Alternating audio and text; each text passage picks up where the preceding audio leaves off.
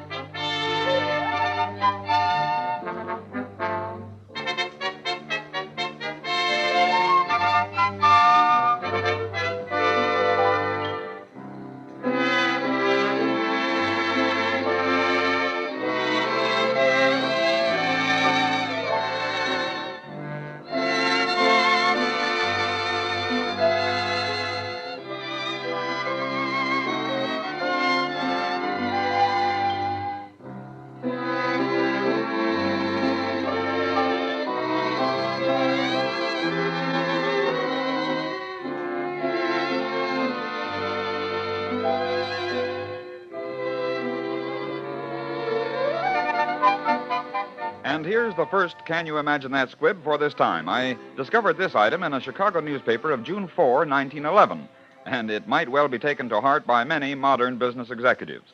On the day before, A.J. Callahan, then chief clerk of the office of the City Corporation Council, posted this bulletin. The 10 most competent girls in this office will be allowed to primp for 15 minutes each morning. They will report at 8:45, primp for 15 minutes, and be ready to work at 9 a.m. Immediately, a flurry of pleasurable excitement ran through the girls of the office, and after due consideration, they posted the following schedule. 8:45, inspect braids. 8:46, straighten puffs. 8:48, fluff hair. 8:49, adjust belt. 8:50, rub face with powder bag. Which, according to the girls, was the most important item, for it consumed 5 minutes. 8:55, look at the face, head, and hair in mirror. 8:57, examine waist and skirt, smoothing out wrinkles. 8:58, carefully lay away hat.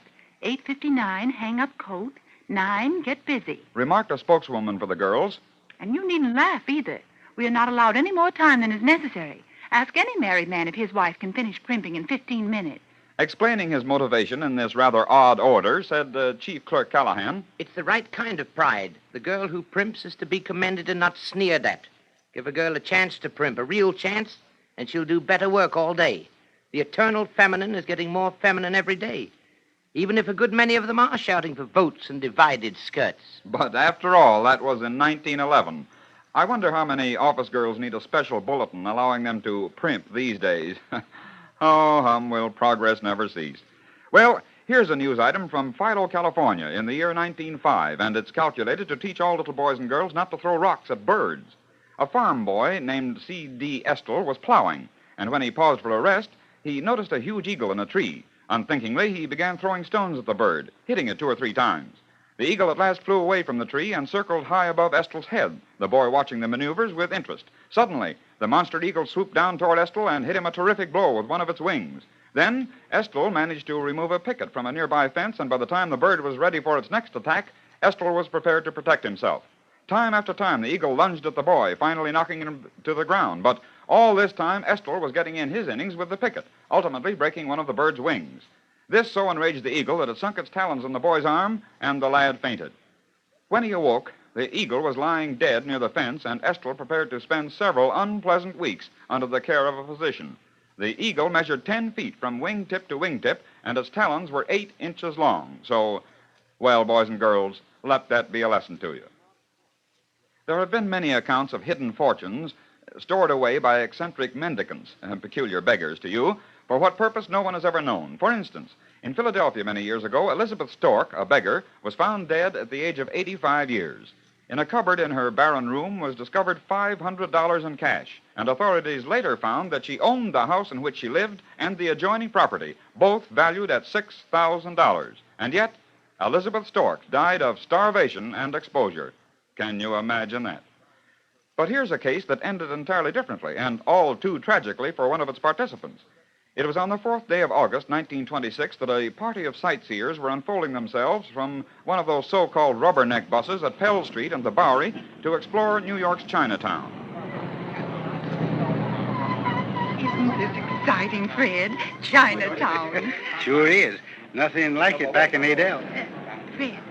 Fred, listen to me. Huh? Yeah. Oh, yeah. What is it, Mabel? That old man there, he's coming right over to you. Oh, well, he's probably just a beggar. He'll go away. Listen, mister, I ain't had nothing to eat for 2 days. How about helping an old man to a cup of java? How's about it? Hey, well, we're Hey, strangers this is here. fucking annoying you. No, Come no. on, beat it. Leave my customers alone. You rich people ought to be ashamed of yourself coming down here this way and refusing to help us poor folk. I You ought told to you be to beat ashamed it. of yourself. Now go on, get out of here, will you? Yeah, I got as much right here as you I got. said to button get on. out of here. Yeah. Hey, Yeah, I got as much right as you got. what's going on here? Listen, copper, this mug's been annoying my customers. Not only begging from them, but he's been insulting them, too. I'm is that so? Well, come on, you. I'm going to take you in. No. Hey, what do you got in that bundle? No, it's just a bunch of old newspapers. It ain't nothing. Come on, now, No, hand no, it no, over. no, give me back those, give me those papers. Why, what? Money. Paper money. Lots of Give it to me, mine. It's mine, I tell you. Go on, keep your mitts off of this. Come on, Pop. You're going with me now. don't Come take on it. along. Give me that.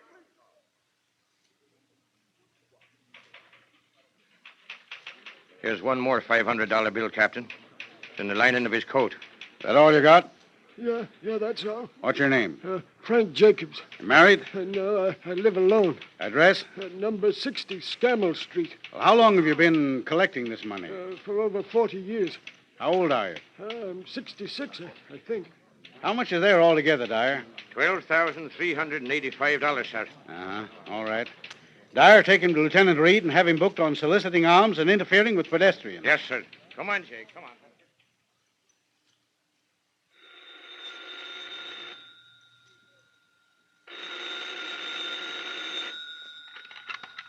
Oak Street Station, Lieutenant Reed speaking. Yes, Ed. Huh? Oh, is that so? Uh-huh. Okay, I'll take care of it right away. This is Lieutenant Reed. Call Patrolman Dyer on the Bowery beat and have him report to Inspector McAuliffe at headquarters right away. Okay. Now get me Inspector McAuliffe. Hello, Inspector. Reed at Oak Street. Say, I'm coming over to see you right away. Yes, sir, it is important. One of our men just brought in a beggar. You Patrolman Dyer? Yes, sir. Dyer, where'd you go after you left Oak Street Station with your prisoner?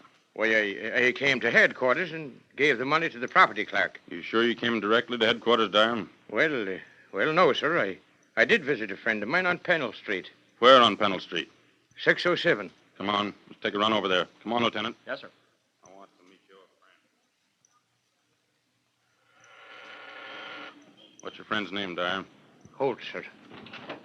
Mr. Holt? Yes? Yes, that's me. Mind if we come in? Oh, no, of course not. Come in. Oh, hello, Dyer. Hello, Bill. Give me that fountain pen I left here a while ago, will you? Yeah, sure. Right here. Here you are. I'll take that. Hey! That's all right, Bill. This is Inspector McAuliffe. Oh. Mm-hmm. Look here, Lieutenant. Well, two $500 bills stashed in this pen. What about it, Dyer? Here. I took them. I didn't think nobody would miss them. I needed the money. I took them. Sure, I took them. I admit.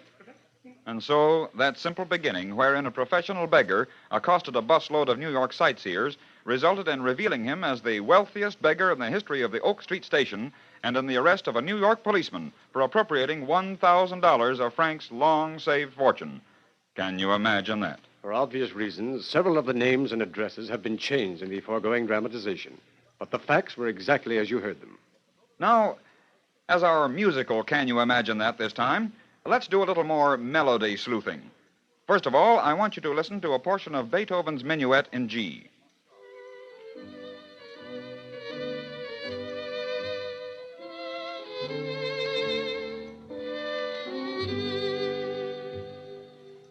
You all remember that, of course, don't you? Well, now, let's change the melodic pattern just slightly at the end of the phrase.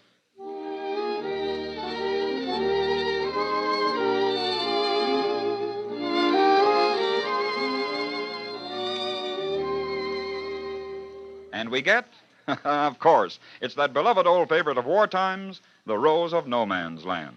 There's a rose that grows on no man's land, and it's wonderful to see. Though it's sprayed with tears, it will live for years in my garden of memory. It's the one red rose the soldier knows. It's the work of the master's hand. Mid the war's great curse stands the Red Cross nurse. She's the rose of no man's land. I've seen some beautiful flowers grown in life's garden fair. I've spent some wonderful hours lost in their fragrance rare.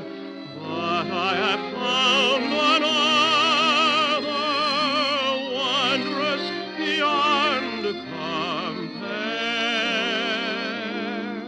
There's a rose that grows on no man's land, and it's wonderful to see. Though it's sprayed with tears, it will live for years in my garden of memory. It's the one red rose the soldier knows. It's the work of the master's hand. Mid the war's great curse stands the Red Cross nurse.